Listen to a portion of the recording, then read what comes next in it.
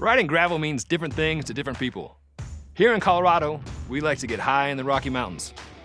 Crooked gravel starts high in Winter Park at over 8,500 feet and only goes up from there. In this video, we're going to walk you through our 2 different courses and tell you all you need to know. We're going to talk about the time segments, we're going to tell you where the aid stations are, we're going to show you the different surfaces so you can best choose your tire and bike setup, and we're just going to generally show off how spectacular Colorado is. So while crooked gravel is brand new for 2019, its roots go back 9 years to an event called the Crooked Creek Roubaix, put on by the legendary Ron Kiefel. That was back before gravel bikes were a thing, and most riders did it on road bikes, including Massif's own Robin Thurston. A few legendary riders came out for that event, including Olympic gold medalist Alexei Grewal. My buddy Matt Pasoka was there for that first event, and he remembers it fondly.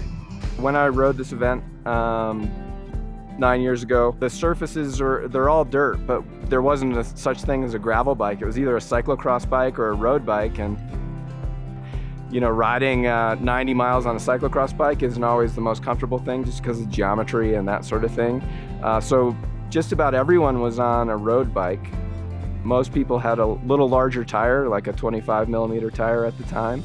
And on the route, there's 60 some odd miles of dirt. So yeah, it was challenging and super fun. The first descent was definitely the spiciest, especially without you know, a tire with tread on it that works well in the dirt. Climbing's actually fairly approachable. I would say maybe one of the biggest challenges is, you know, the fact that we're at 9,000 feet. So yeah, dealing with that if you're not used to elevation could be a bit of a challenge, but the climbing's really awesome. It's not terribly steep in any one place, so you can look around and enjoy the views. If I were riding this event, you know, this year in a few weeks, I'd definitely go with a gravel bike. The fatter tires and a little more tread are definitely an advantage for the dirt and descending. Yeah, and just you know, gravel bikes are dialed. It's you know, having tire clearance and comfortable geometry that you're happy to ride 100 or more miles on. That's key. So for sure, a gravel bike for this event. We have 2 courses that generally share most of the same routes. The short route, 65 miles, about 4,700 feet of elevation, and the long route is 93 miles, 8,100 feet of elevation. We start all together in Winter Park with the police rollout on the pavement. We go up to Fraser, bank a left, and soon we're on the smooth, high-rolling dirt roads. The Roll Massif Sportive format is not a race. There's not a clock running from start to finish, but we do have time segments. The first one comes about 8 miles into the event. So that gives you some time to warm up together, chat, get to know your neighbors, and then if you want to go for it, you can. The first time segment is 4 miles long and climbs about 1,000 feet. It comes right as the pitch changes from mellow and easy to a little bit meaner, and the surface gets a little bit chunkier. That QOM tops out just under 10,000 feet, right before the first aid station.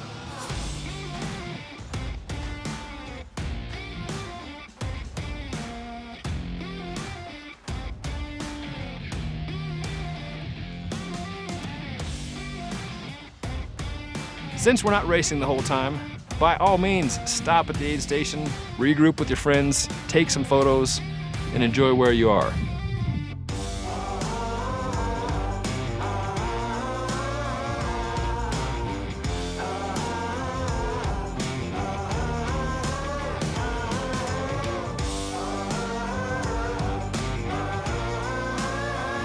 After the first aid station, you're about 13 miles in, and the descent begins.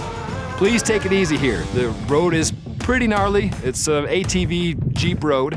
It's big holes in spots, loose gravel in spots, especially down towards the bottom. Some fresh gravel was laid a few months ago, and that can get a little squirmy. So stay relaxed, keep your upper body relaxed, keep your weight back. Showcasing the wide breadth of gravel, after you've descended the rough Jeep road, then you're on fresh, deep gravel. We get on County Road 3, which is a super highway of gravel, and it runs faster than many paved roads. Very wide, it's been treated with mag chloride. smooth as hardwood floors.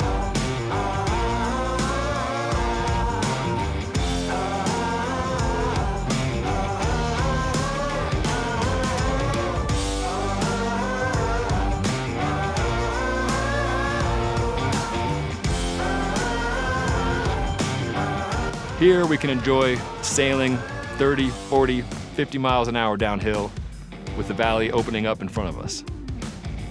Both routes are still together when we pop out onto 40. We make a right on the pavement, there's a nice shoulder, and we'll come up on the second aid station. Here is the turn of events, where you decide whether you want to climb 2,500 feet up to the second KOM, or you want to take the short route and continue straight on to Hot Sulphur Springs. Either way, stop at the aid station, catch up with your friends.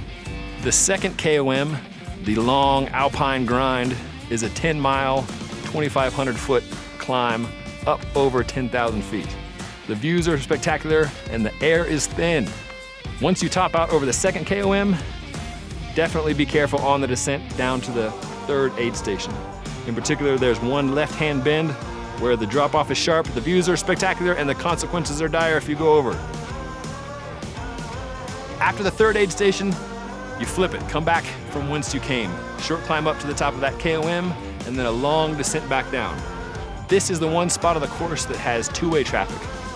You may be coming down as folks are going up or vice versa, so be aware of each other. Back down at the bottom of 40, where you first started that climb, the long course rejoins the short course and continues through the canyon to Hot Sulphur Springs.